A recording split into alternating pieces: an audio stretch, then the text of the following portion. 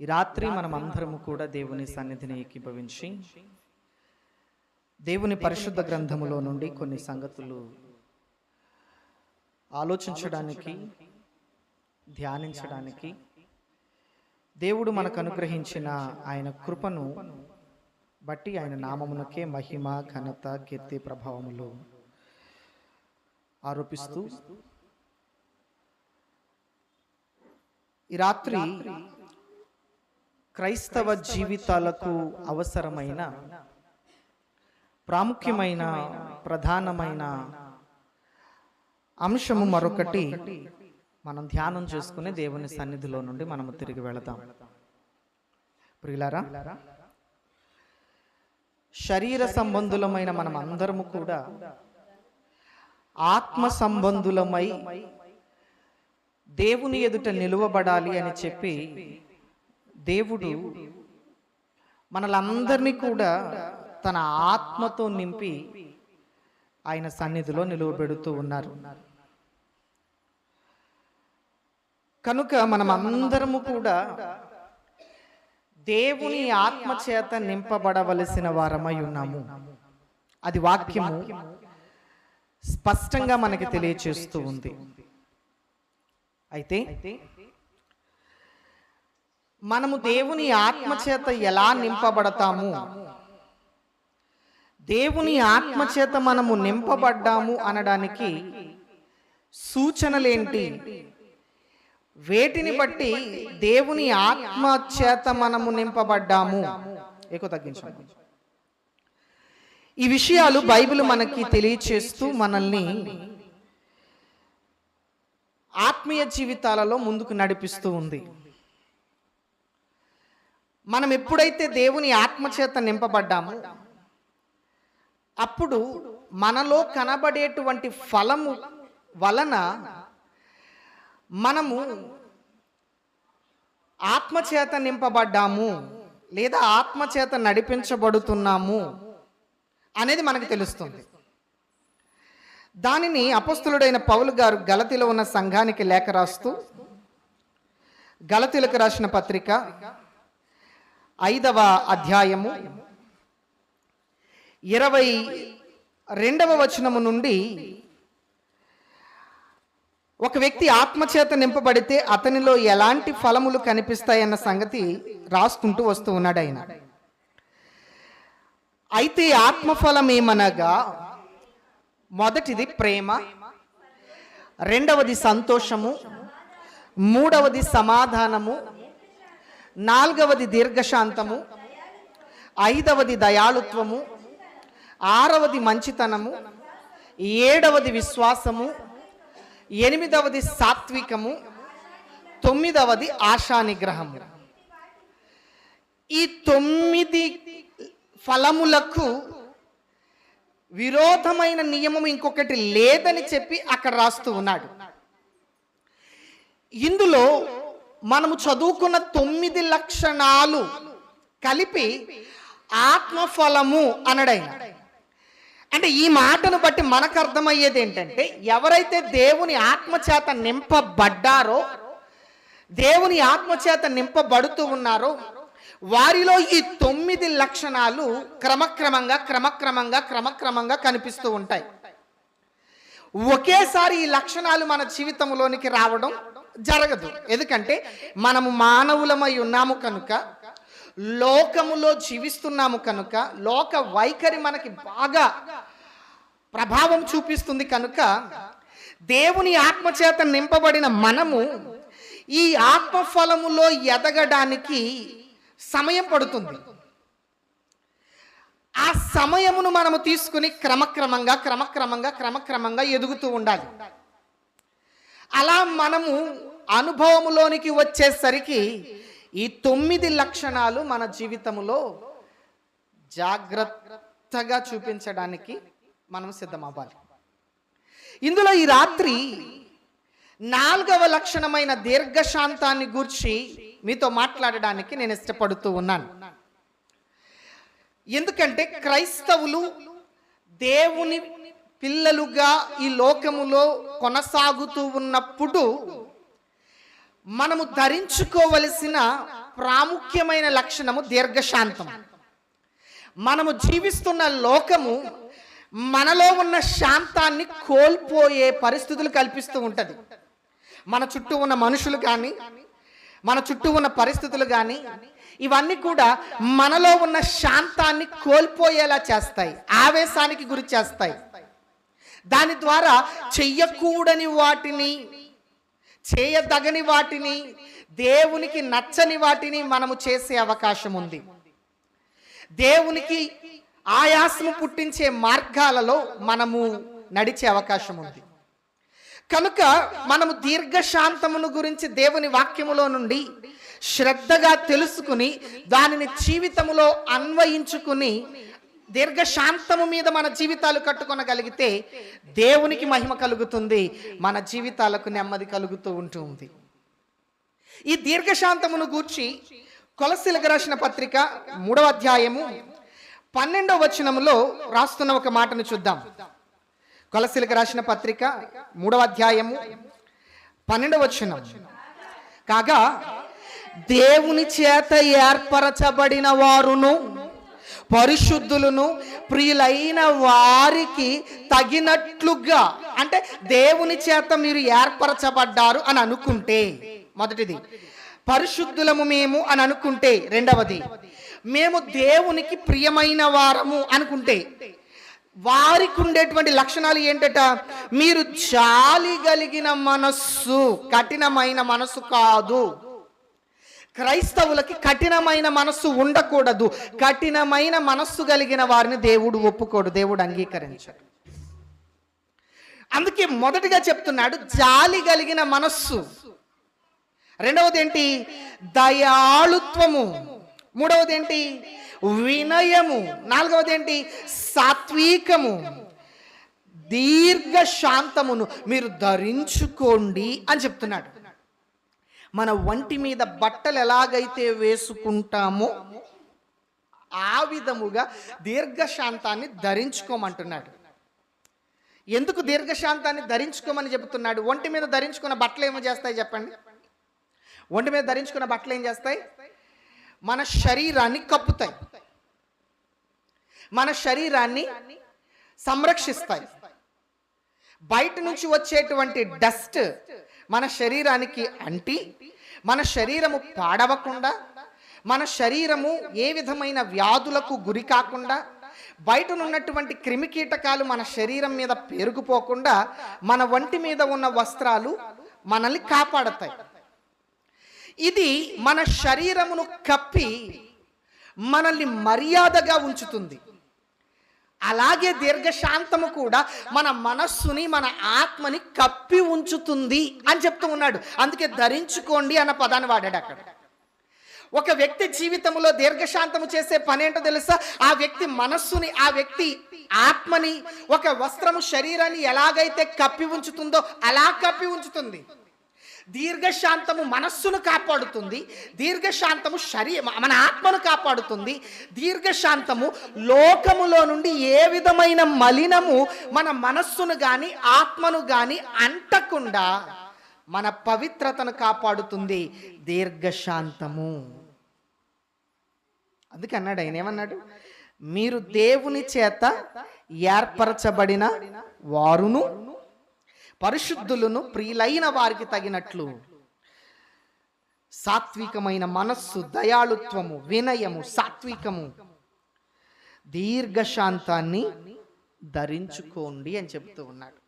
ఖచ్చితంగా మనం దీర్ఘశాంతమును ధరించుకుని తీరాలి. లేకపోతే లోకము నుండి వచ్చేటువంటి మలినము మన ఆత్మను అంటుకుంటుంది, అక్కడ పాపము జరిగి తీరుతుంది. తత్ఫలితంగా దేవునికి మనము దూరం అవుతాం. మన జీవితాలను మనము మెచ్చుకోదగిన విషయాలు ఏవైనా ఉన్నాయంటే అందులో ఈ దీర్ఘశాంతము కూడా కనబడుతుంది. కొరింథీయులకు రాసిన 2వ పత్రికలో 6వ అధ్యాయము, కొరింథీయులకు రాసిన 2వ పత్రిక 6వ అధ్యాయము 6వ వచనం, అక్కడ ఏమన్నాడో చూడండి. 6వ అధ్యాయం 6వ వచనం, కొరింథీయులకు రాసిన రెండో పత్రిక 6వ అధ్యాయం 6వ వచనం, ఓర్పు గలవారమై పవిత్రతతోనూ జ్ఞానముతోనూ దీర్ఘశాంతముతోను దయతోను పరిశుద్ధాత్మ వలనను నిష్కపటమైన ప్రేమతో సత్యవాక్యమును చెప్పుట వలనను దేవుని బలము వలనను కుడి ఎడమల నీతి ఆయుధములు కలిగి ఘనతాఘనతల వలనను సుకీర్తి దుష్కీర్తుల వలనను దేవుని పరిచారకులమై ఉండి అన్ని స్థితులలో మమ్మును మేమే మెప్పించుకొనుచున్నాము అని మాట్లాడుతున్నాడు. మనము దేవుని పరిచర్యలో ఉన్నాము. దేవుని పరిచర్యలో ఉండి మనల్ని మనము మెప్పించుకోవలసిన విషయము ఏదైనా ఉంది అంటే అక్కడ కొన్ని విషయాలు చెబుతూ అందులో దీర్ఘశాంతాన్ని కూడా జోడించాడు. చూసారా?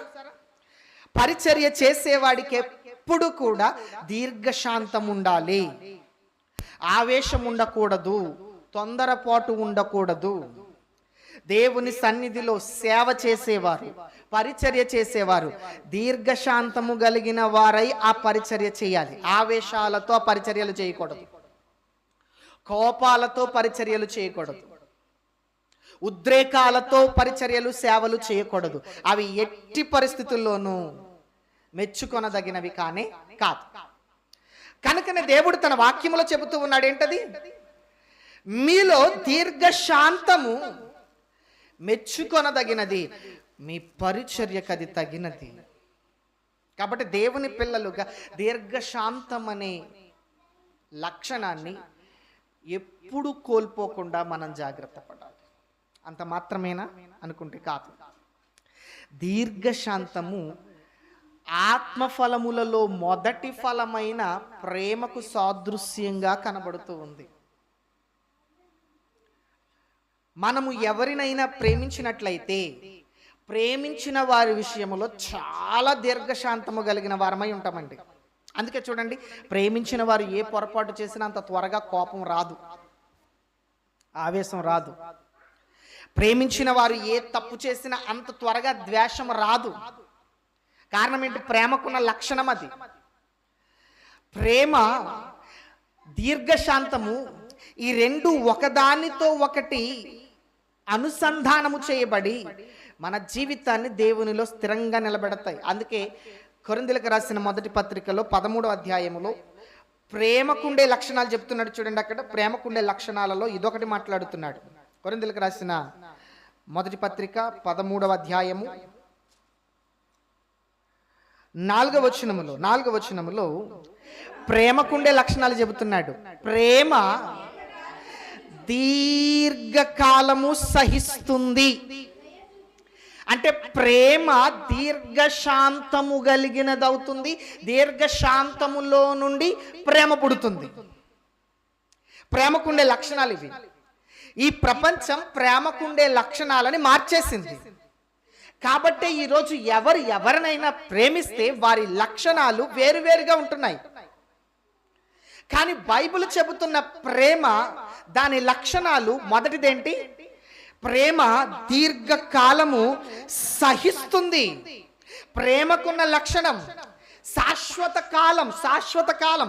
దేవుడు మనల్ని ప్రేమిస్తున్నాడండి. ఎప్పటి నుంచి ప్రేమిస్తున్నాడు? సృష్టి ఆది నుండి ప్రేమిస్తున్నాడు. ఎప్పటి వరకు దేవుడు మనల్ని ప్రేమిస్తాడు?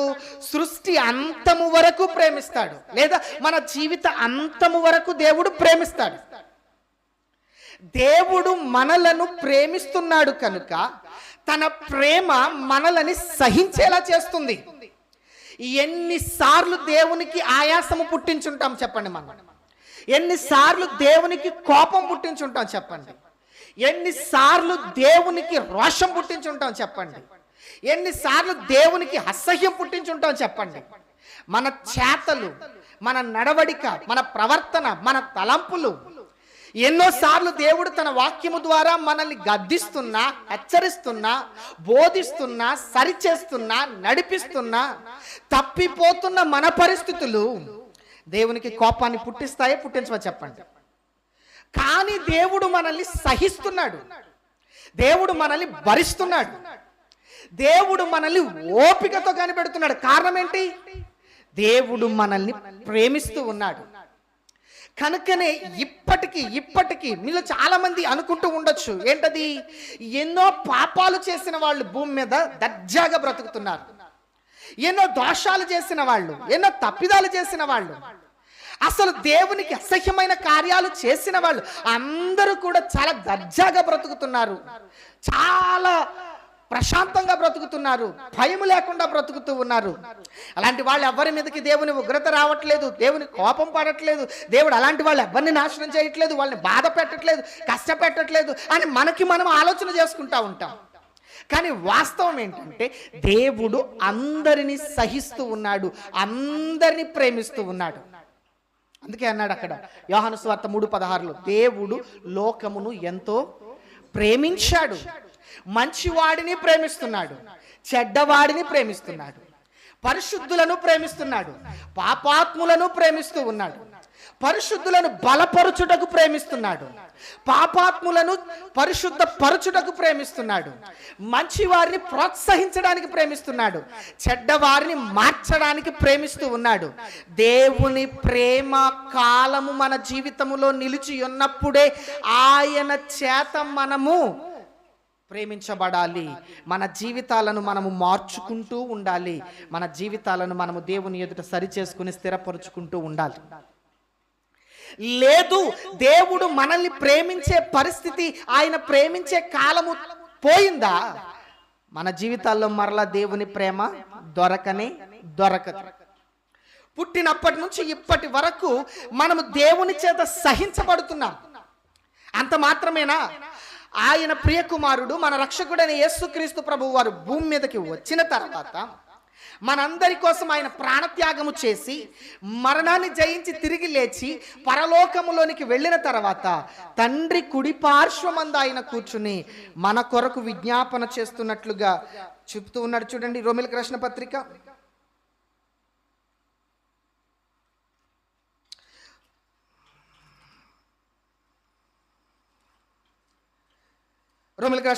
8వ అధ్యాయము 34వ వచనం, 8వ అధ్యాయం 34, రోమీయులకు రాసిన పత్రిక.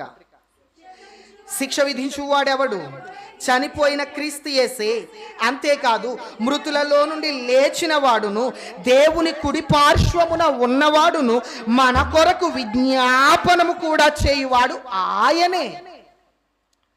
క్రీస్తు పరలోకానికి వెళ్ళి ఖాళీగా కూర్చోలేదు, ఆయన మన కొరకు విజ్ఞాపన చేస్తున్నాడు. అంటే దేవుడు మనల్ని భరించేలా, దేవుడు మనల్ని సహించేలా, దేవుడు మనల్ని ఓర్చుకునేలా యేసుక్రీస్తు ప్రభు విజ్ఞాపన చేస్తూ ఉన్నాడు. అక్కడ తండ్రి, వాళ్ళు మారతారు, తండ్రి వాళ్ళకి కొంచెం అవకాశం ఇవ్వు, వాళ్ళు తప్పు తెలుసుకుంటారు, తండ్రి వాళ్ళని కొంచెం ఓర్చుకొని అయినా వాళ్ళు పరిశుద్ధులు అవుతారు, పవిత్రపరచబడతారు.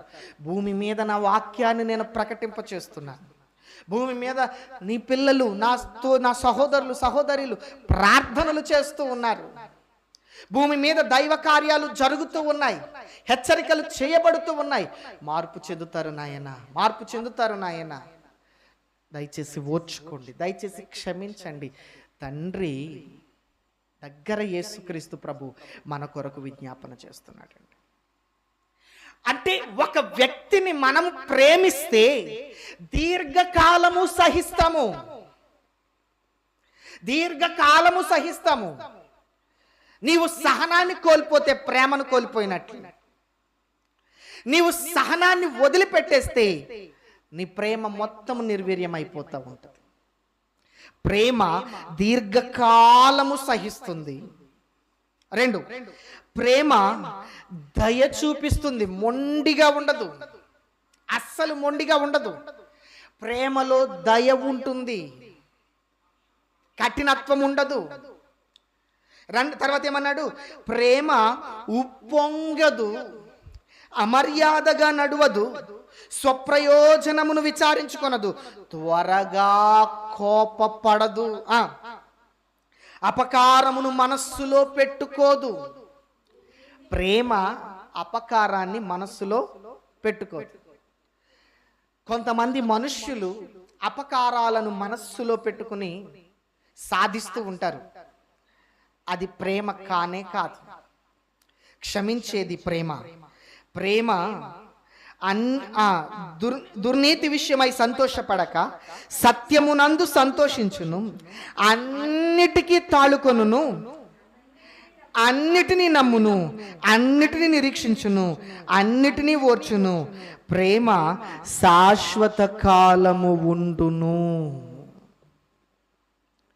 ఎందుకు ఇంత చెప్తూ ఉన్నాడు? నీలో ప్రేమ దీర్ఘశాంతాన్ని తీసుకుని రావాలి, సహన గుణాన్ని తీసుకుని రావాలి. దీర్ఘశాంతము నీలో ప్రేమను పెంచాలి. ఇది మనము నడుచుకోవలసిన విధి తప్పనిసరిగా. లేదండి నాకు దీర్ఘశాంతము లేదు అంటే ఖచ్చితముగా మనము ప్రమాదంలో ఉన్నట్టే. యేసుక్రీస్తు దీర్ఘశాంతాన్ని ఒక్కసారి మీరు ఆలోచించండి. యేసుక్రీస్తు దీర్ఘశాంతాన్ని ఒకసారి ఆలోచించండి. ప్రభు అయిన యేసుక్రీస్తు వారు ఆయన పరిచర్య చేస్తున్న రోజులలో ఎంతో మంది ఆయన మీద తిరుగుబాటు చేశారు. ఒకసారి ఆయనను రాళ్లతో కొట్టడానికి రాళ్ళెత్తారు. మౌనంగా అక్కడి నుంచి వెళ్ళిపోయాడు ఆయన. ఎన్నో మాటలతో, ఎన్నో ప్రశ్నలతో, ఎన్నో రకాలుగా ఆయనను శోధించారు. కానీ ఎప్పుడు కూడా ఆయన తన సహనాన్ని కోల్పోలేదు, తన శాంతాన్ని కోల్పోలేదు. ఆయనను ఎంతో మంది అడ్డగించారు, ఆటంకపరిచారు. ఆయన చెబుతున్న మాటలను ఎదిరించారు. ఆవేశపడలేదు, కోపాన్ని తెచ్చుకోలేదు, తన శాంతాన్ని కోల్పోలేదు. దేవుడు ఎలా ఉండాలి అన్న దానిని ఆయన భూమి మీద చూపించడానికి వచ్చాడు కనుక తన లక్షణములో కొంచెము కూడా లోపము ఆయన చూపించలేదు. మనిషి ఎలాగుండాలి అని చూపించడానికి నరావతారిగా వచ్చాడు కనుక తన జీవితంలో ఎక్కడ కూడా మచ్చపడే పరిస్థితి ఆయన తెచ్చుకోలేదు. తనలో పరిపూర్ణమైన దైవత్వము, తనలో పరిపూర్ణమైన మానవత్వము రెండిటిని పరిపూర్ణము చేయడములో యేసుక్రీస్తు ప్రభువారు సంపూర్ణముగా నెరవేర్చాడు. ఆయన దేవునికి స్తోత్రం కలుగును గాక. హల్లెలూయా. అటు పరిపూర్ణ దైవత్వములోను పరిపూర్ణ మానవత్వములోను ఆయన సంపూర్ణుడయ్యాడు. ఇప్పుడు దేవుడు మనకి ఇస్తున్నటువంటి ఆజ్ఞ ఏంటంటే, మన దగ్గర నుంచి ఆయన ఆశిస్తుంది ఏంటంటే, మనము మానవత్వములో నుండి దైవత్వములోనికి మారాలి. మనము మానవత్వములో నుండి దైవత్వములోనికి మారే పరిస్థితులు దేవుడు ఏర్పాటు చేస్తున్నాడు.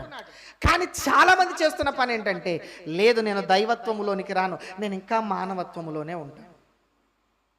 ఆ మానవత్వము ఈ ప్రపంచము యొక్క నటనల వలన, ఈ ప్రపంచము యొక్క మాయల వలన, ఈ ప్రపంచము యొక్క చేష్టల వలన క్రూరంగా మార్చబడుతూ ఉంది. అందుకే చూడండి, ఈరోజు మనుషులలో చాలా మందిలో క్రమక్రమంగా మానవతత్వము మృగతత్వముగా మారిపోతుంది. చూసారా?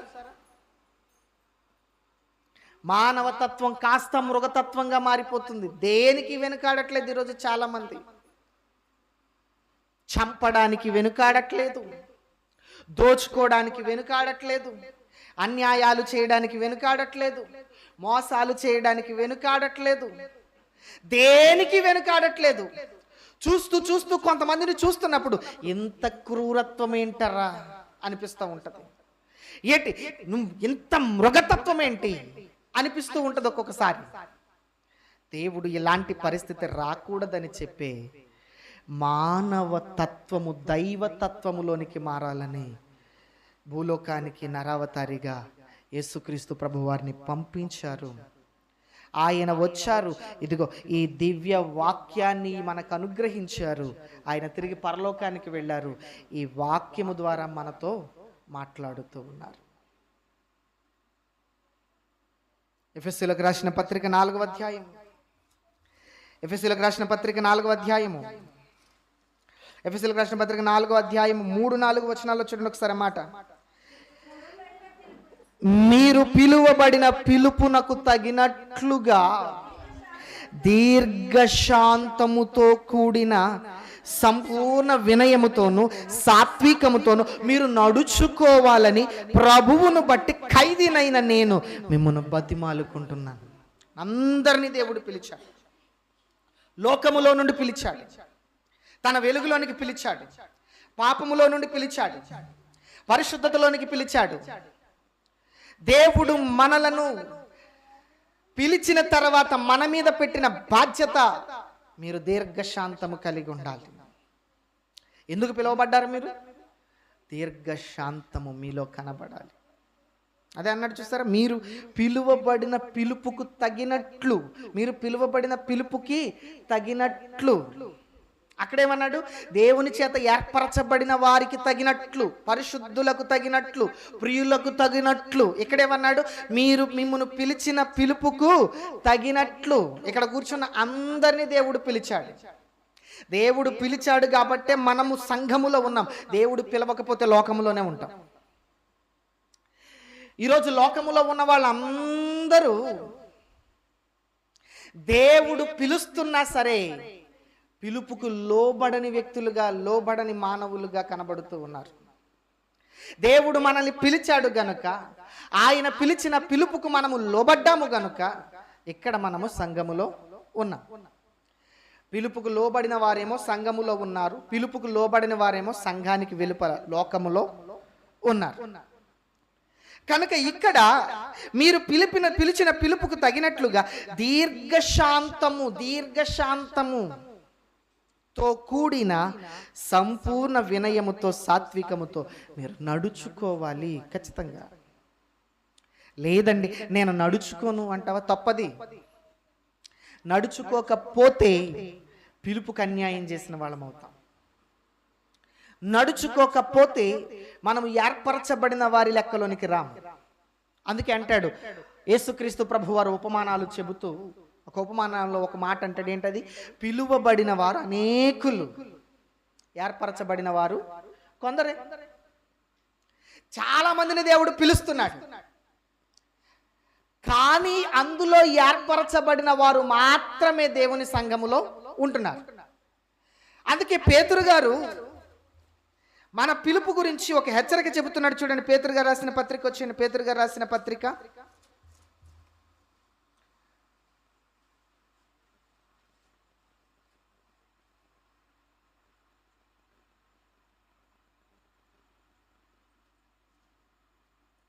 2వ పత్రిక 1వ అధ్యాయము 10వ వచనం. పేతురు గారు రాసిన 2వ పత్రిక 1వ అధ్యాయం 10వ వచనం. అందువలన సహోదరులారా, మీ పిలుపును, ఏర్పాటును నిశ్చయము చేసుకొనుటకు మరి జాగ్రత్త పడండి. చాలు చాలు చాలు, అక్కడ ఆ మాట మనకు ముఖ్యం. ఏంటది? మీ పిలుపును, ఏర్పాటును నిశ్చయము చేసుకొనడానికి మరి జాగ్రత్త పడండి. మనమందరం పిలువబడ్డాం, మనమందరం ఏర్పాటు చేయబడ్డాం. కానీ మన పిలుపు కానీ మన ఏర్పాటు కన్ఫర్మ్ కావాలంటే జాగ్రత్త చాలా అవసరం. వాటిని కన్ఫర్మ్ చేసేటువంటి వాటిలో ఒకటి దీర్ఘశాంతము. ఎంతమందిని సహిస్తున్నాం చెప్పండి ఒకసారి? ఎంతమందిని మనము క్షమించగలుగుతున్నాం చెప్పండి ఒకసారి? ఎంతమందిని మనము ఓర్చుకుంటున్నాం చెప్పండి ఒకసారి? మనలో చాలా మందికి చాలా మంది మీద కోపం ఉంటుంది, ద్వేషం ఉంటుంది, అసహ్యం ఉంటుంది, చిరాకు ఉంటుంది. దేవుడు వాక్యము ద్వారా మనకు చెబుతున్నాడు ఏంటంటే, ఎవరి మీద నీకు కోపం ఉందో ఆ కోపాన్ని మొదట తీసేయి. ఎవరి మీద నీకు అసహ్యం ఉందో మొదట ఆ అసహ్యాన్ని పక్కన పెట్టి. ఎవరి మీద నీకు ద్వేషం ఉందో ఆ ద్వేషాన్ని పక్కన పెట్టి. ఎవరి మీద నీకు చిరాకు ఉందో మొదట చిరాకుని పక్కన పెట్టి. ఎందుకని? నా పిల్లలు మీరు, నా భక్తులు మీరు, నా దగ్గర ఉన్నవారు మీరు, మీకు దీర్ఘశాంతం ఉండాలి తప్ప కోపాలు, చిరాకులు, అసహ్యాలు, ద్వేషాలు ఎవరి మీద ఉండకూడదండి. అవతలి వ్యక్తి ఎలాంటి వాడు కానివ్వండి, అవతలి వాళ్ళు ఎలాంటి పరిస్థితుల్లో ఉన్నవారు కానివ్వండి, మనము శాంతము కలిగి వారిని క్షమిస్తూ దేవునికి అప్పగించగలిగితే గొప్ప కార్యాలను మన జీవితంలో చూడగలుగుతాం. దేవునికి స్తోత్రం కలుగును గాక. హల్లెలూయా. అందుకే రోమీలకు రాసిన పత్రికలో కూడా చెబుతున్నాడు. చూడండి, రోమీలకు రాసిన పత్రిక 12వ అధ్యాయం, రోమీలకు రాసిన పత్రిక 12వ అధ్యాయము 9వ వచనం నుండి చూడండి. మీ ప్రేమ నిష్కపటమైనదై ఉండాలి.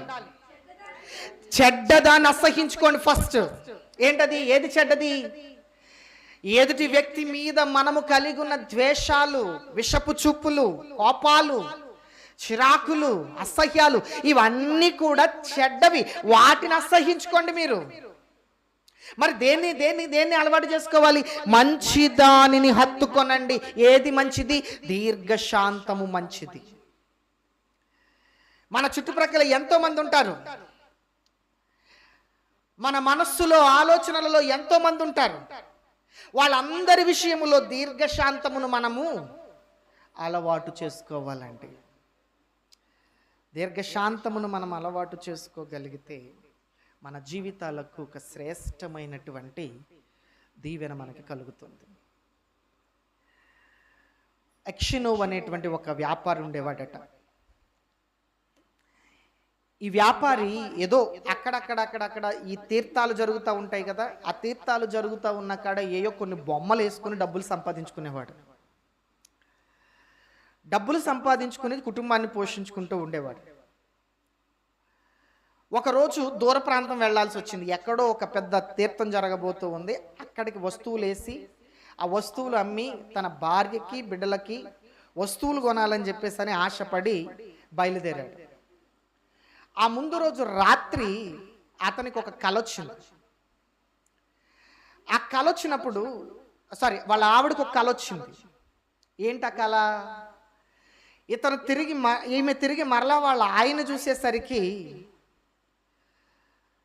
అతను అంత క్షేమకరమైన పరిస్థితుల్లో లేడు.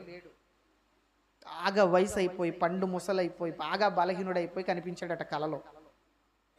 భార్య అంది, అప్పటికి ఎక్సినోవ్ చాలా అందగాడన్నమాట. తన జుట్టు, ఉంగరాల జుట్టు, అద్భుతమైన రంగు, యవనస్తుడు, మంచి దేహదారుఢ్యం కలిగిన వాడు.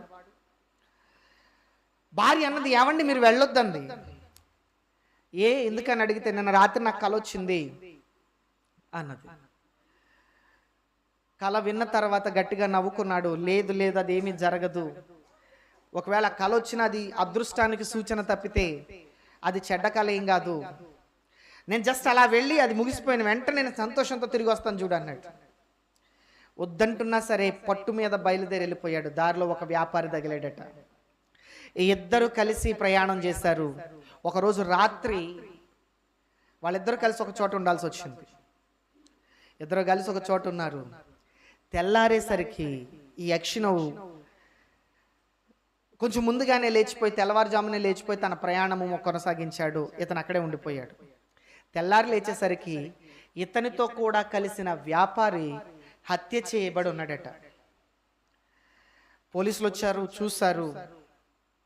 వారికి ఆశ్రయం ఇచ్చిన వారిని ఎంక్వైరీ చేశారు. పలానా వ్యక్తి కలిసి వచ్చారు, ఇప్పుడు ఆ వ్యక్తి లేడని చెప్పేసి అని అన్నారు. పోలీసులు వెతుక్కుంటూ ఎక్సినోవ్ను పట్టుకున్నారు. పట్టుకుని అతని వస్తువులు చూశారు. వస్తువులు చూస్తే రక్తంతో తడిచిన ఒక కత్తి అతని బ్యాగ్లో ఉంది. వెంటనే పోలీసులు పట్టుకున్నారు. ఎందుకు చంపావు అతన్ని అని అడుగుతున్నారు. నేను చంపలేదంటున్నాడు ఇతను. మధ్యలో ఎవడో ఒక వ్యక్తి వచ్చి అతన్ని చంపేసిన కత్తి ఈ వ్యక్తి బ్యాగ్లో పెట్టేసి పోయాడు. ఇప్పుడు ఎంతమంది ఉన్నా, ఎంతమందికి ఏం చెబుతున్నా ఇతని గోడు వినిపించుకునేవారు ఎవరూ లేరు. పోలీసులు ఎవరు ఇతన్ని నమ్మలేదు. న్యాయస్థానానికి తీసుకుని వెళ్ళారు. న్యాయస్థానము ఇతన్ని నమ్మలేదు. శిక్ష వేసిందండి. 26 సంవత్సరాలు జైల్లో ఉండిపోయాడు అతను. యవన ప్రాయంలో వ్యాపారానికి వెళ్ళాడు. దారిలో ప్రమాదం ఏర్పడింది. నింద తన మీద పడింది. 26 జీవిత ఖైదు విధించింది. సైబీరియా జైల్లో పెట్టేశారు అతన్ని, జీవిత ఖైదు విధించి. ఇక కుటుంబం మీద అతనికి ఆలోచన లేదు. కుటుంబమును గూర్చినటువంటి జాడలేమీ లేవు. ఒకసారి భార్య వచ్చింది, బిడ్డలను తీసుకుని వచ్చింది. కొద్దిసేపు కూర్చుంది, ఏడ్చింది. జైల్లో ఉన్నప్పుడు వచ్చినప్పుడు భార్య అడిగింది, ఎందుకు హత్య చేసావని అడిగింది. భర్త హత్య చెయ్యలేదన్న సంగతి భార్య కూడా నమ్మలేదు. అక్కడ తన భార్య కూడా తనని నమ్మలేదన్న బాధ ఇంకా ఎక్కువ బాధించేసింది ఎక్సినోవ్ని. ఆ తర్వాత భార్య ఎన్నిసార్లు వచ్చిన భార్యను చూడడానికి ఇష్టపడలా. ఎందుకంటే కట్టుకున్న భార్య కూడా తన నిర్దోషత్వాన్ని నమ్మల. 26 సంవత్సరాలు జైల్లో మగ్గిపోయాడు. ఈ 26 సంవత్సరాలు తన జీవితంలో ఎంతో మందితో సహవాసాన్ని ఏర్పాటు చేసుకున్నాడు. ఈ 26 సంవత్సరాలు దైవ చింతనలోనికి వెళ్ళిపోయాడు. పూర్తిగా తన జీవితాన్ని మార్చేసుకుని దేవునికి అంకితం అయిపోయి అతను ఒక పవిత్రుడిగా, పరిశుద్ధుడిగా మారిపోయాడు.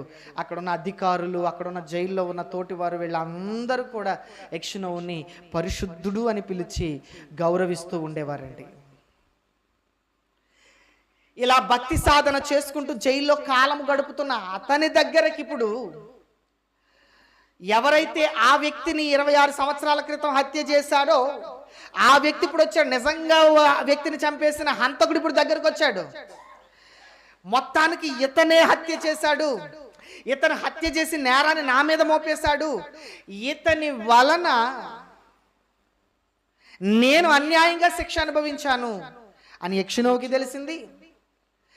నా వలనే ఇతను ఈరోజు జైల్లో ఉన్నాడన్న సంగతి హంతకుడికి తెలిసింది. కలిశాడు, మాట్లాడాడు. మొదట పూర్తిగా కోపం వచ్చేసిందటండి, పట్టరానంత ఆవేశం వచ్చేసిందట లోపల. కానీ ఒక్క క్షణము దాన్ని ఓపిక పట్టి తన లోపల ఉన్నటువంటి కోపాన్ని తీసేసి 26 సంవత్సరాలు జైల్లో మగ్గిపోవడానికి, తన జీవితాన్ని, కుటుంబాన్ని కోల్పోవడానికి కారణమైన వాడిని ప్రేమతో క్షమించి వదిలేశాడండి యెష్షయి. అతనిని క్షమించాడు. అతనికి చెప్పాడు, నీ మీద నాకు చాలా ద్వేషం ఉంది, చాలా కోపం ఉంది, నీ వల్ల ఇప్పుడు నా జీవితం ఇలాగైపోయింది, నా కుటుంబం కూడా ఇలాగైపోయింది, అయినా కానీ ఇప్పుడు నీ మీద నాకు ప్రేమ తప్ప, నిన్ను క్షమించగలిగే లక్షణము తప్ప నీ మీద నాకు ఏ విధమైన ద్వేషము లేదు, హాని చెయ్యాలన్న ఆలోచన కూడా లేదని చెప్పి క్షమించగలిగిన గొప్ప మనస్సును పొందుకున్నాడు యెష్షయి.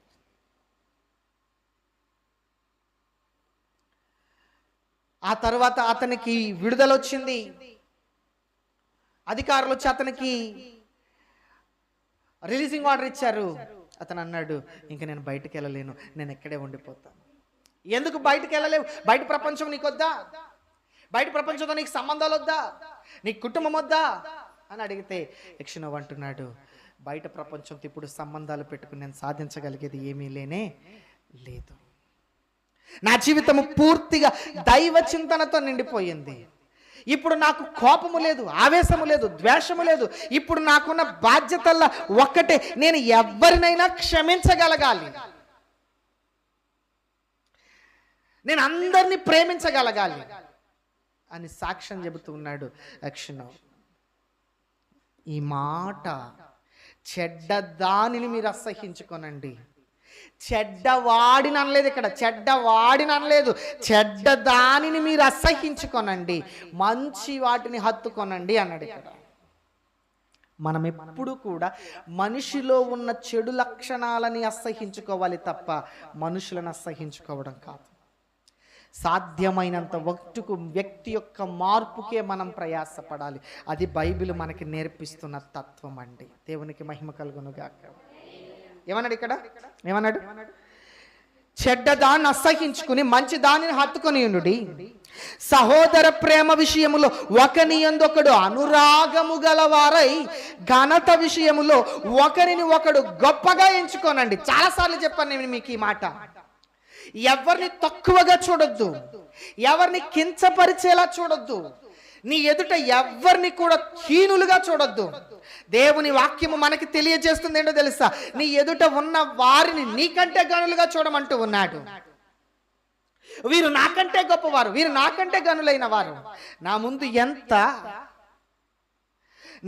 ఎంత, నువ్వెంత, నీ స్థితి ఎంత, నీ స్థాయి ఎంత, లేకపోతే వాళ్ళ స్థితి ఎంత, వాళ్ళ స్థాయి ఎంత, ఇలాంటి ఆలోచనలు, మాటలు మనలో నుండి రాకూడదండి. దేవుడు దానిని ఒప్పుకోడు. మనము ఎప్పటికీ కూడా ఎదుటి వారిని గణపరచవలసిన వాళ్ళమే. వాళ్ళెంత, వాళ్ళ బ్రతుకెంత, ఎప్పుడు ఈ మాటలు మన నోటి వెంట రాకూడదు. మనము ఎప్పుడు ఎదుటి వారిని దూషించే పని పెట్టుకోకూడదు. ఘనత విషయములో ఒకనిని ఒకడు గొప్పగా ఎంచుకొనండి. ఆసక్తి విషయములో మాంద్యులు గాక, ఆత్మయందు తీవ్రత గలవారై ప్రభువును సేవించండి. 14వ వచనం, మిమ్మును హింసించు వారిని దీవించండి, దీవించుడి గాని శపించవద్దు.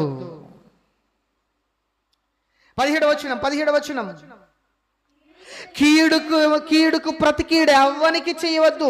మనుషులందరి దృష్టికి యోగ్యమైన వాటిని గూర్చి ఆలోచన కలిగి ఉండండి. శక్యమైతే మీ చేతనైనంత మట్టుకు సమస్త మనుషులతో సమాధానంగా ఉండండి. ఎప్పుడు కలుగుతాయి ఇవన్నీ? దీర్ఘశాంతము నీలో ఉన్నప్పుడు. ఒకవేళ ఎవరి మీదైనా ద్వేషమా, ఎవరి మీదైనా పగ, ఎవరితోనైనా కలహమా, దేవుడు అంటున్నాడు, మీకు మీరే పగ తీర్చుకొనక దేవుని ఉగ్రతకు చోటివ్వండి. పగ తీర్చుట నా పని, నేనే ప్రతిఫలం ఇస్తున్నాను ప్రభు చెప్తున్నాడు. నీకేమన్నా పగ ఉందా? దేవునికి అప్పగించి దేవుడు చూసుకుంటాడు. నీకేమన్నా ద్వేషం ఉందా, కలహం ఉందా, జగడం ఉందా? దేవునికి అప్పగించి ఎదుటి వ్యక్తిని క్షమించు, అతని ఓర్చుకో, దీర్ఘశాంతము కలిగి ఉండు. దేవుడు తను చేయాల్సిన దాన్ని చేస్తాడు. నేను ప్రతిఫలం ఇస్తాను అంటున్నాడు ఆయన. మీకు మీరు పగ తీర్చుకునే ప్రయత్నాలు చేయొద్దు, మీకు మీరు కక్షలు తీర్చుకునే ప్రయత్నాలు చేయొద్దు. అలా చేస్తే నువ్వు సాతాను సంబంధివి, దేవుని సంబంధివి కాదు. నా దేవుడు నాకు చెప్పాడు ఒక్కటే, ఏంటది? ప్రేమించమన్నాడు, శత్రువుని క్షమించమన్నాడు, హింసించు వారిని దీవించమన్నాడు. దాన్ని నేను చేస్తాను. నా దేవుడు చెయ్యాల్సింది చేస్తాడు. అందుకే కింద ఏమన్నాడు? నీ శత్రువు ఆకలిగొని ఉంటే అతనికి భోజనము పెట్టుము, దప్పికొని ఉంటే దాహమిమ్ము. అలాగు చేయుట వలన అదే నీ పగ, అదే నీ ద్వేషం. ప్రేమతో జయించమంటున్నాడు. చిచ్చి వీడికి నేను అన్నం పెట్టేదేంటి, చిచ్చి వీళ్ళకి నేను నీళ్ళు ఇచ్చేదేంటి, ఇలాంటి మాటలు మనకెప్పుడు రానే రాకూడదు. దీర్ఘశాంతము మనకు అవసరమైనది. మీరు పిలిచిన పిలుపుకు తగినట్లుగా ఏం కలిగి ఉండమన్నాడు? దీర్ఘశాంతం. తండ్రికున్న లక్షణం అండిది. మన తండ్రి అయిన దేవునికి ఉన్న లక్షణం అది, దీర్ఘశాంతము. లూకాసు వార్త 18వ అధ్యాయము 8వ వచనంలో యేసుక్రీస్తు ప్రభు చెప్తున్నారు చూడండి. లూకాసు వార్త 18వ అధ్యాయము 8వ వచనం, లూకాసు వార్త 18:8.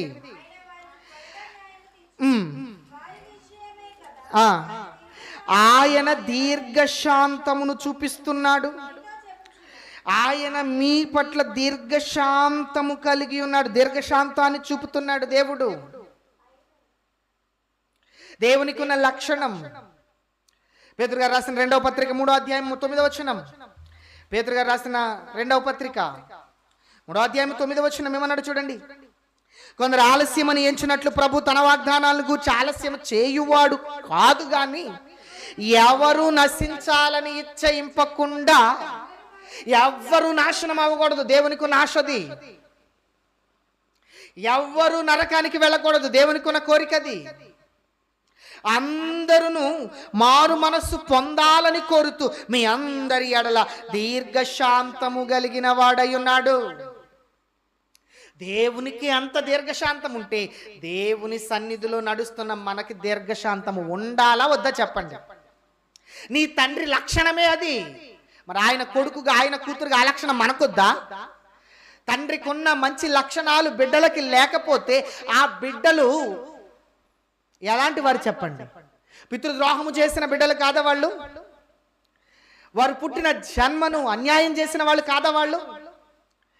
ఆయనలో ఉన్న మంచి లక్షణం దీర్ఘశాంతం మనలో కూడా లేకపోతే మనకు ఆయన ఇచ్చిన జన్మను అన్యాయము చేసిన వాళ్ళం అవుతాం.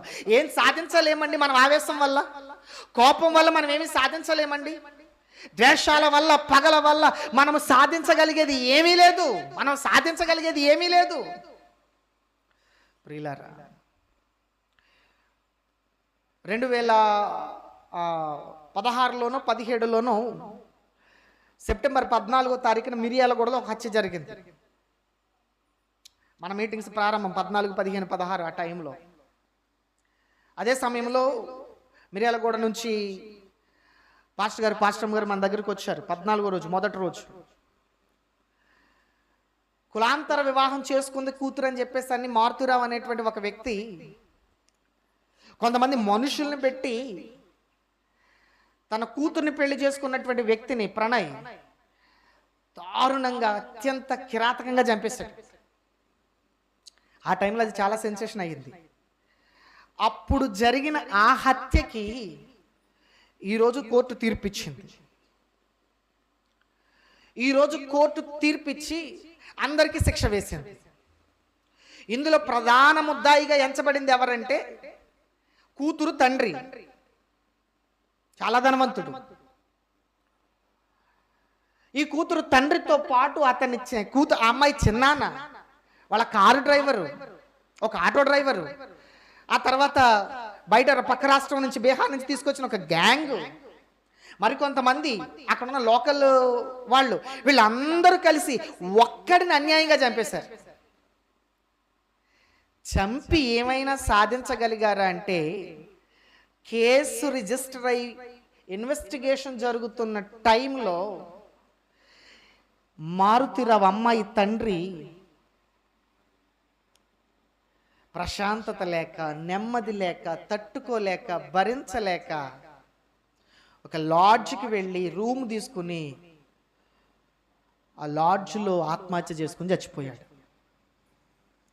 ఏం సాధించావు? కులాంతర వివాహం చేసుకుందని ఆవేశంతో తట్టుకోలేక అల్లుణ్ణి చంపేసావు అత్యంత కిరాతకంగా. ఇప్పుడు ఏం సాధించావు? కోట్ల రూపాయల ఆస్తి ఉంది. లాడ్జికి వెళ్ళిపోయి దిక్కు మొక్కు లేనులాగా చచ్చిపోయాడు. ఆత్మహత్య. అది కూడా ఎందుకు ఆత్మహత్య చేసుకోవాల్సినంత పరిస్థితి వచ్చింది? నెమ్మది లేదు, ప్రశాంతత లేదు.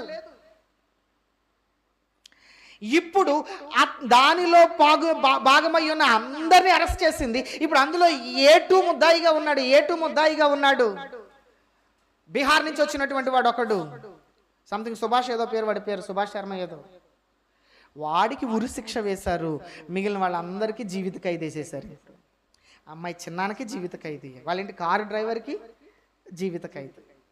ఇందులో హస్తం ఉన్న వాళ్ళందరినీ ఎంతమందిని అయితే నేరస్తులుగా తీసుకెళ్లారో అందరికీ కూడా జీవిత ఖైదు వేసేసారు. ఈరోజు తీర్పు వచ్చింది. ఏం సాధించారు చెప్పండి? పోనీ లేదు కులాంతర వివాహం చేసుకుంది అలాగని చెప్పేసి అసలు కూతురుని వదిలేసుకున్నాం అనుకో. ఈరోజు కాకపోతే తర్వాత కాకపోతే ఎప్పుడైనా జీవితంలో ఎప్పుడో ఒకప్పుడు అందరూ కలిసి ఉండేవారు. ఎన్ని కుటుంబాలు కలవట్లేదు. ఈరోజు అందరూ ప్రశాంతంగా ఉండేవారా? ఏం సాధించారు?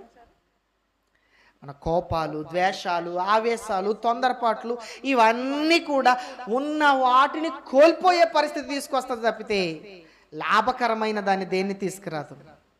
ఇది ముందుగా ఎరిగిన దేవుడు, నేను కూడా మీ మీద కోప్పడితే, నేను కూడా నా పిల్లల మీద కోప్పడితే, నేను కూడా ఈ మనుషుల మీద నా ఆవేశాన్ని చూపిస్తే వాళ్ళని కోల్పోవడం తప్ప ఇక చేయగలిగేది ఏమీ లేదని చెప్పి దేవుడు మనల్ని ప్రేమిస్తున్నాడర్రా. దేవుడు తన సహనాన్ని, తన దయని మన మీద చూపిస్తూ ఉన్నాడు. యెషయా గ్రంథం 30వ అధ్యాయం 18వ వచనం. యెషయా గ్రంథం 30వ అధ్యాయం 18వ వచనం. యెషయా గ్రంథం 30వ అధ్యాయం. కావున మీ యందు దయ చూపవలెనని యెహోవా ఆలస్యము చేయుచున్నాడు, మిమ్మును కరుణింపవలెనని ఆయన నిలువబడి ఉన్నాడు. దేవునికి మహిమ కలుగును గాక. ఏంటట దేవునికి ఉన్న లక్షణం ఏంటట? దేవునికి ఉన్న లక్షణం ఏంటి? దేవునికి ఉన్న లక్షణం ఏంటి? ఆయనకున్న లక్షణం మనల్ని కరుణించాలి, మనల్ని కనికరించాలి, మనల్ని భరించాలి. దేవునికి మహిమ కలుగును గాక. యెషయా గ్రంథం 30వ అధ్యాయం 18వ వచనంలో ఏమంటున్నాడు కదా, మీ యందు దయ చూపవలెనని యెహోవా, మిమ్మును కరుణించవలెనని ఆయన నిలువబడి ఉన్నాడు. నేను కరుణించడానికి. ఆయనకున్న దీర్ఘశాంతం అలాంటిది. 48వ అధ్యాయం యెషయా గ్రంథం 48:9. 48:9 పైన 8 నుంచి చదువుకుందాం. 8 నుంచి, నీవు అపనమ్మకస్తుడవై 8వ అధ్యాయంలో 8వ వచనంలో 48వ అధ్యాయం 8వ వచనంలో కిందకి చదువుకుంటా వెళితే అందులో మాట్లాడుతున్నాడు చూడండి. నీవు అపనమ్మకస్తుడవై 3వ లైన్, నీ తల్లి గర్భమున పుట్టినది మొదలుకొని తిరుగుబాటు చేయువాడవని అనిపించుకుంటువని నాకు తెలుసు. చాలా మంది ఇదే లక్షణాలతో ఉన్నారు. తల్లి గర్భము నుంచి దేవుని మీద తిరుగుబాటు చేసేవాళ్ళు అయి ఉంటున్నారు. అయినా సరే నేనేమనుకుంటున్నాను, నేను నిన్ను నిర్మూలము చెయ్యకుండా నా నామమును బట్టి నా కోపాన్ని నేను మానుకుంటున్నాను. నా కీర్తి విషయములో, నా కీర్తి నిమిత్తము నీ విషయములో నన్ను నేను బిగబట్టుకుంటూ ఉన్నాను అని మాట్లాడుతున్నాడు. దేవుని మనస్సు చూడండి ఒకసారి. నీ విషయములో నేనే నా కోపాన్ని మానుకుంటున్నాను. సాటి మనుషుల విషయములో, మన వాళ్ళ విషయములో మన కోపాన్ని మానుకోలేమా? దేవుడే మన మీద తన కోపాన్ని మానుకుంటున్నప్పుడు మనము మన కోపాన్ని మానుకోలేమా? దేవుడే తన కీర్తి విషయమై మన విషయంలో ఆయన బిగబట్టుకుంటూ ఉన్నాడు, మనల్ని మనము బిగబట్టుకోలేమా? మన జీవితంలో దీర్ఘశాంతము ప్రధానమైనది, ప్రాముఖ్యమైనది. అదే అంటున్నాడు, మిమ్మును బట్టి ఆయన దీర్ఘశాంతము కలిగి ఉన్నాడు. ఎందుకు? ఈ దీర్ఘశాంతం మనల్ని రక్షించేదారు. అదే 15వ వచనంలో చెప్తాడు చూడండి. 2 పేతురు 3:15. 2 పేతురు 3:15.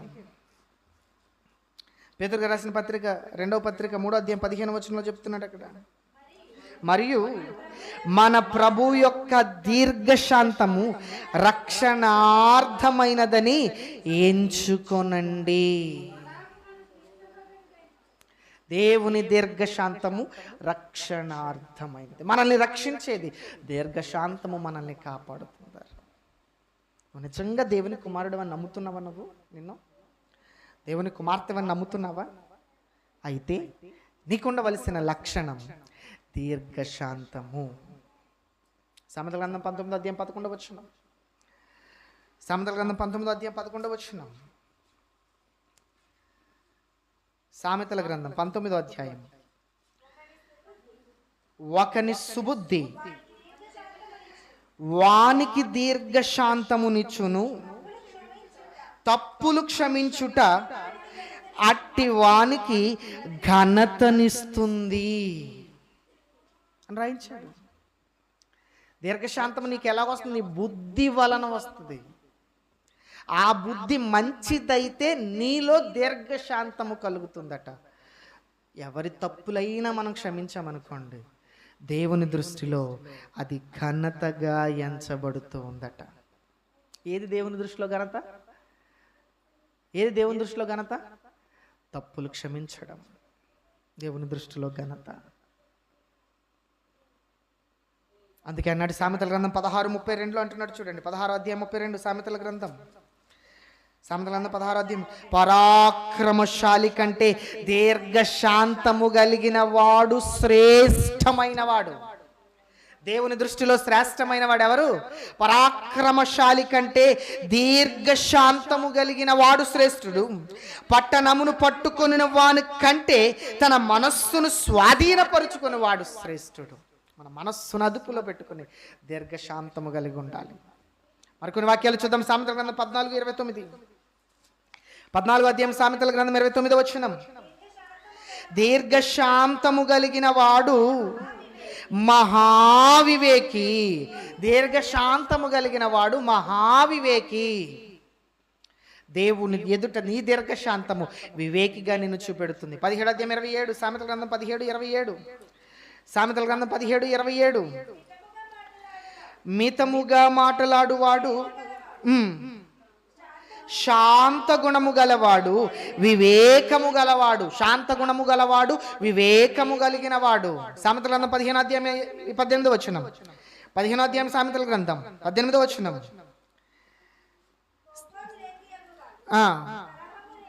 కోపోద్రేకియగు వాడు కలహమును రేపును, దీర్ఘశాంతుడు వివాదమును అణిచివేయువాడు. దీర్ఘశాంతము వలన ఏమడుగుతుందట? వివాదము అణుగుతుందట. దీర్ఘశాంతము కలిగిన వాడు వివాదాన్ని అణిచివేస్తాడట. సామెతల గ్రంథం 25:15, 25 అధ్యాయం సామెతల గ్రంథం 15 వచనం. దీర్ఘశాంతము చేత న్యాయాధిపతిని ఒప్పించవచ్చు. 16 అధ్యాయం 14 వచనం సామెతల గ్రంథం 16 అధ్యాయం 14 వచనం. రాజు క్రోధము మరణదూత, జ్ఞాని అయిన వాడు ఆ క్రోధమును శాంతపరుస్తాడట. అంటే మన దీర్ఘశాంతము మనకి జ్ఞానాన్ని ఇస్తే ఆ జ్ఞానము వలన దేవుని కోపాన్ని కూడా మనం అణచగలుగుతాం. రాజు క్రోధము మరణదూత అన్నాడు అక్కడ. ఎవరు ఈ రాజు అని అంటే ఇర్మియా గ్రంథం 10వ అధ్యాయం 10వ వచనం ప్రకారం, ఇర్మియా గ్రంథం 10వ అధ్యాయం 10వ వచనంలో అక్కడ చెబుతూ ఉన్నాడు. చూడండి ఎవరో ఈ రాజు చెబుతున్నాడు. ఇర్మియా 10:10, యెహోవాయే నిజమైన దేవుడు, ఆయనే జీవము గల దేవుడు, సదాకాలము ఆయనే రాజు. ఆయనే రాజు. ఆయనకు కోపం వచ్చిందంటే మన మరణం. ఆ మరణమును తప్పించుకోవాలంటే దీర్ఘశాంతము ఆయనను శాంతపరుస్తూ. ప్రసంగి గ్రంథం 10వ అధ్యాయం 4వ వచనం, ప్రసంగి గ్రంథం 10వ అధ్యాయం 4వ వచనంలో చూడండి. 10వ అధ్యాయం ప్రసంగి గ్రంథం 4వ వచనం.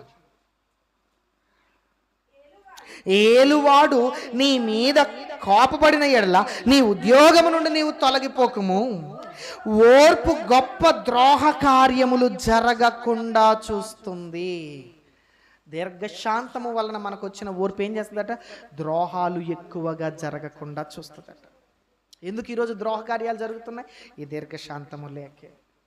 యాకోబు పత్రికలో 1వ అధ్యాయం 19-20 వచనాలు అంటున్నాడు. యాకోబు పత్రిక 1వ అధ్యాయం 19-20 వచనాలు చూడండి ఒకసారి అన్నమాట. నా ప్రియ సహోదరులారా, మీరు ఈ సంగతి ఎరుగుదురు గనుక ప్రతి మనుష్యుడును వినుటకు వేగిరపడువాడును, మాటలాడుటకు నిదానించువాడును, కోపించుటకు నిదానించువాడునై ఉండవలెను. ఎందుకనగా నరుని కోపము దేవుని నీతిని నెరవేర్చదు. మనలో దీర్ఘశాంతము లేకపోతే దేవుని నీతి మనలో నెరవేరదు. ఇక ఈ రాత్రికి చివరిగా ఒక మాట, హెబ్రీయులకు రాసిన పత్రిక 10వ అధ్యాయం 36, హెబ్రీయులకు రాసిన పత్రిక 10వ అధ్యాయం 36వ వచనంలో చూడండి. మీరు దేవుని చిత్తమును నెరవేర్చిన వారై వాగ్దానము పొందు నిమిత్తము మీకు ఓరిమి, మరొక మాట దీర్ఘశాంతము అవసరం. వాగ్దాన ఫలమైన పరలోకం. ఏమన్నాడు ఇక్కడ? వాగ్దానము పొందాలంటే వాగ్దానం ఏంది మనకి? యోహాను గారు రాసిన మొదటి పత్రిక 2:25 ప్రకారం నిత్య జీవం. నిత్య జీవం అనే వాగ్దానము మనం పొందాలంటే దీర్ఘశాంతము మనకి కావాలి, లేదా పరలోకానికి మనం వెళ్ళాం. కాబట్టి దీర్ఘశాంతము కలిగిన వారమై ఉందాం. లేకపోతే దాన్ని అలవాటు చేసుకుందాం, దాన్ని మనలో స్థిరపరుచుకుందాం, దాన్ని చూపించుదాం, దేవుని మెప్పు పొందుదాం, నిత్య రాజ్యానికి చేరుదాం, అందరినీ సహించుదాం, అందరినీ క్షమించుదాం, దేవుని వాక్యానికి లోబడదాం. దేవుడి పరిశుద్ధమైన మాటలు మన వినికిడిలో దీవించి ఆశీర్వదించును గాక.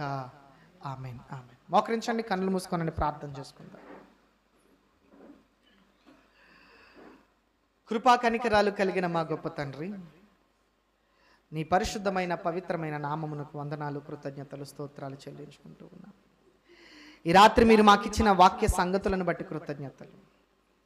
ఆ వాక్య సంగతులకు మేమందరము లోబడిన వారమై నీ సన్నిధిలో నీ నామాన్ని మహింపరచడానికి సహాయం చేయండి. నీ రాజ్యము చేరుటకు అవసరమైన దీర్ఘశాంతం మేము అలవరుచుకొని ఆత్మలో స్థిరపరచబడిన వారమై లోకములో ప్రతి ఒక్కరిని సహించుచు క్షమించుచు నీలో వృద్ధి చెందడానికి, ఎదగడానికి సహాయం చేయండి. దీవించి నడిపించమని మా రక్షకుడు మీ ప్రియకుమారుడైన యేసుక్రీస్తు వారి పేరిట ఈ ప్రార్థన అడిగి వేడుకుంటూ ప్రతి ఒక్కరిని మీ చేతులకు సమర్పించుకుంటూ మమ్మల్ని మేము తగ్గించుకుంటూ మీ నామాన్ని హెచ్చిస్తూ అడిగి వేడుకొనుచున్నాం మా ప్రియ పరలోకపు తండ్రి. ఆమేన్.